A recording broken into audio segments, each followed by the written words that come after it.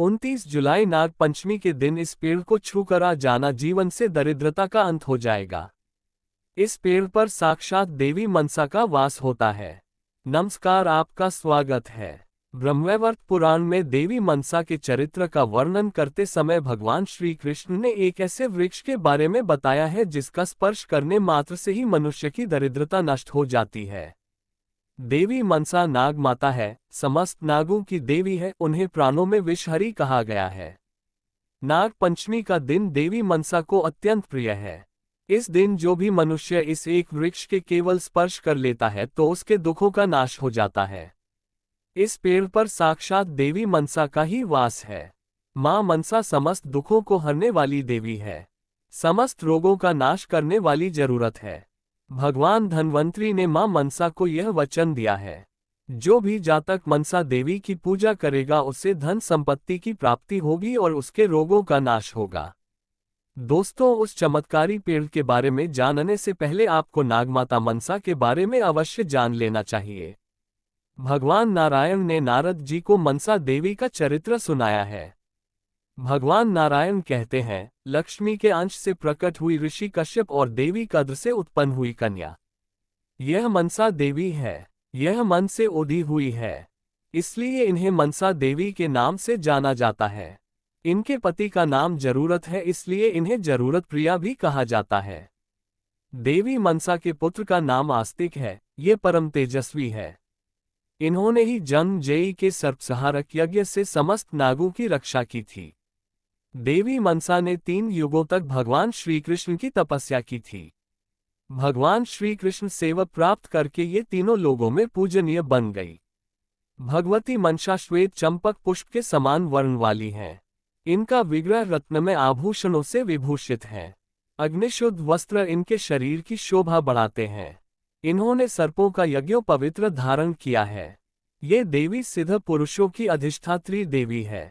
बचपन में ही देवी मनसा भगवान शिव के पास निवास करने के लिए कैलाश पर चली गई और शिव पार्वती ने उन्हें अपनी पुत्री मानकर ही उनका पालन पोषण किया था। भगवान शिव ने उन्हें शिक्षा प्रदान की थी, जिस कारण से उस देवी का नाम शैवी पड़ गया। ये देवी भगवान विष्णु की अनन्य उपासिका है, इसलिए उन्हें वैष्णवी भी कहा जाता है।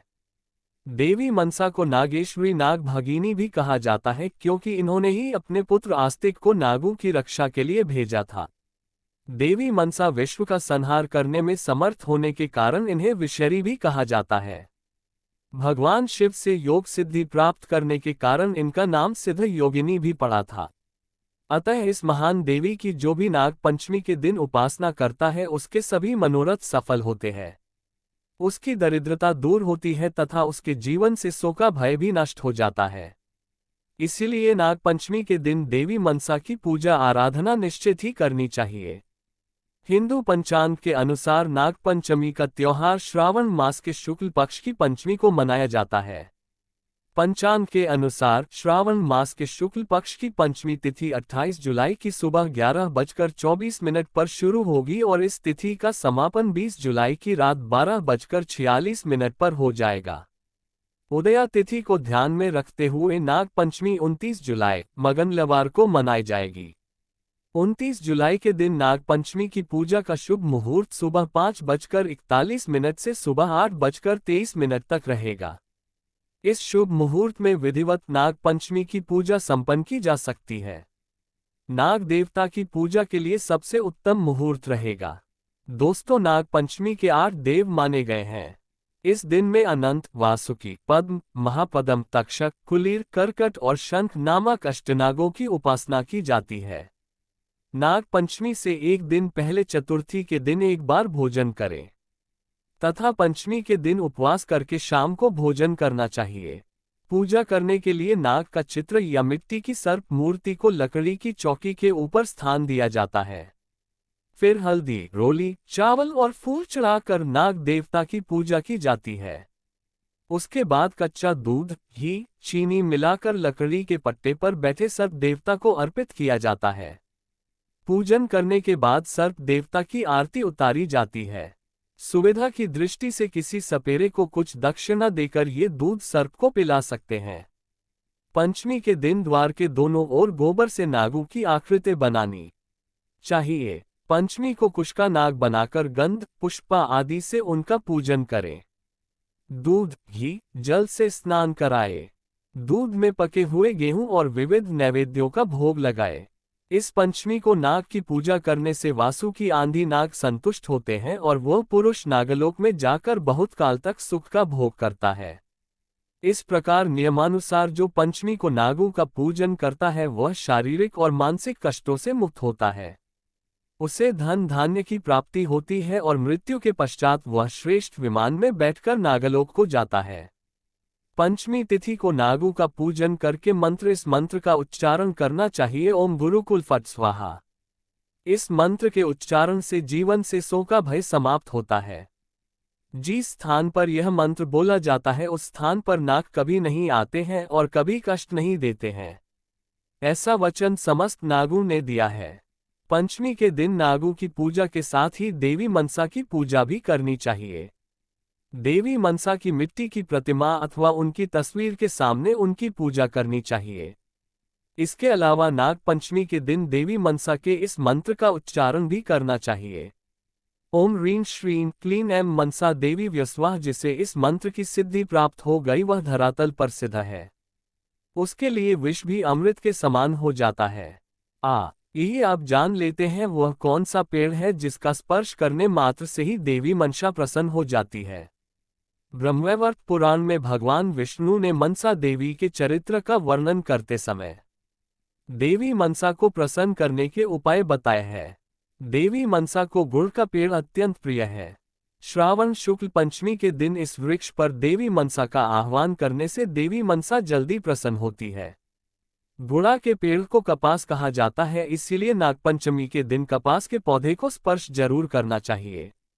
इस दिन जिस स्थान पर भी कपास का पौधा हो उस स्थान पर जाकर उस पौधे को स्पर्श करके देवी मनसा का स्मरण करना चाहिए और हो सके तो देवी मनसा के मंत्र का उच्चारण करना चाहिए।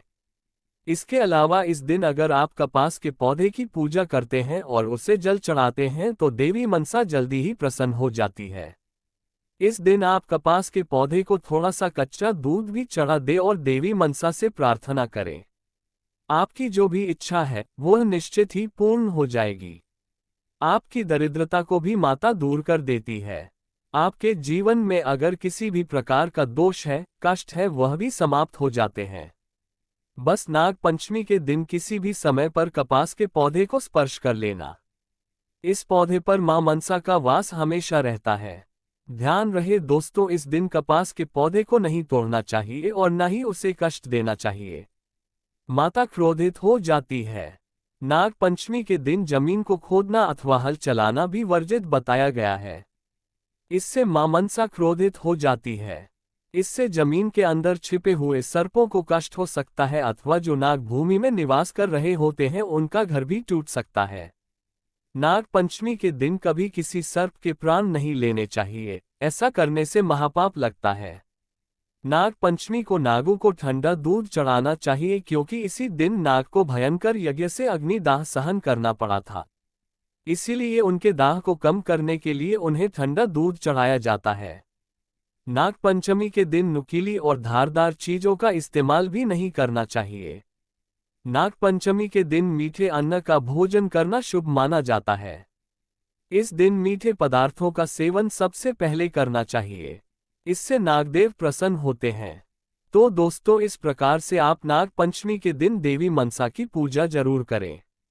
उम्मीद है आपको ये जानकारी अच्छी लगी होगी। वीडियो को लाइक जरूर करें और कमेंट में जय देवी मनसा जरूर लिखें। साथ ही चैनल को सब्सक्राइब करें। आप सभी का धन्यवाद।